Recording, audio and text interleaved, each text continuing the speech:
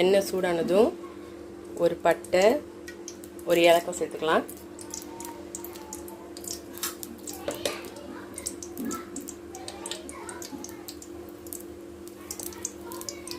இப்போ 2 வெங்காயம், பெரிய சைஸ் வெங்காயம் கட் பண்ணி வச்சுருக்கேன், அதையும் சேர்த்துக்கலாம்.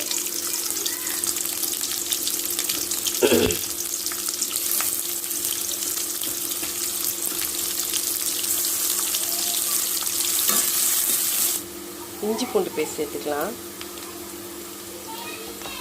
நண்டுக்கு தகுந்த மாதிரி சேர்த்துக்கலாம்.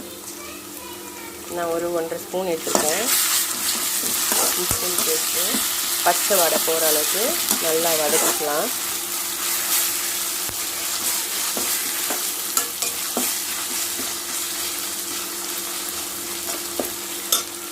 இதில் தக்காளி சேர்த்துக்கலாம்.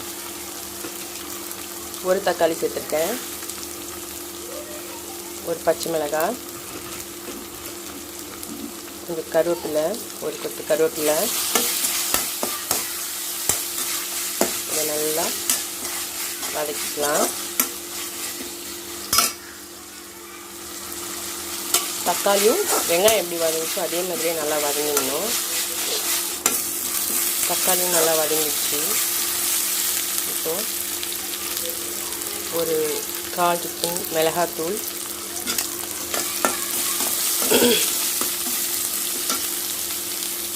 அதே அளவுக்கு ஒரு 1/4 டீஸ்பூன் மஞ்சள்தூள்,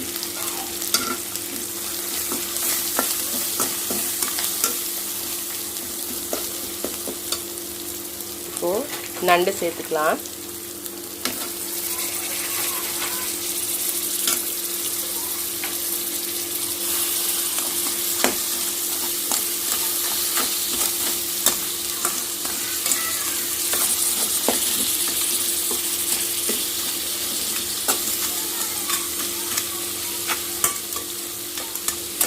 இதில் இது வீட்டில் அரைச்ச கறி மசாலா தூள், மிளகு, ஜீரகம், பெருஞ்சீரகம் எல்லாம் போட்டு அரைச்சது.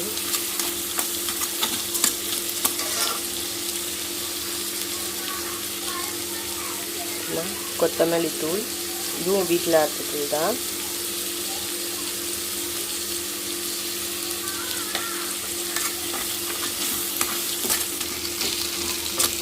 இதில் இன்னும் நான் உப்பு சேர்க்கல. நண்டுக்கு தேவையான அளவு உப்பு சேர்த்துக்கலாம்.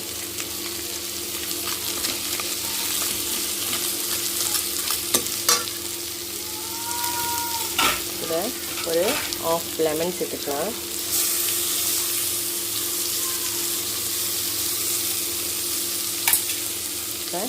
கொஞ்சமாக தண்ணி சேர்த்து கொஞ்ச நேரம் வேக விட்டுக்கலாம்.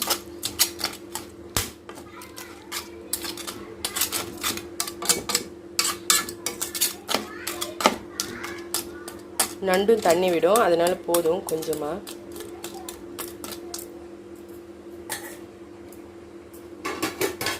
இது 10 நிமிஷத்துக்கு மூடி போட்டு வேக விடலாம்.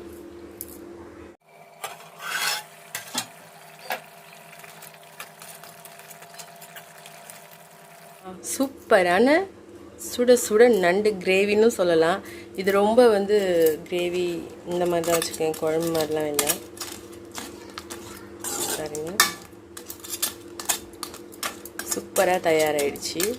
ரொம்ப குயிக்காக, ரொம்ப சிம்பிளாக செஞ்சாச்சு. இந்த மாதிரி ரெசிபிஸ் பார்க்க ஜுனிதாஸ் கிச்சன் சேனலை சப்ஸ்கிரைப் பண்ணுங்கள். பக்கத்தில் உள்ள பெல் பட்டனை கிளிக் பண்ணுங்கள்.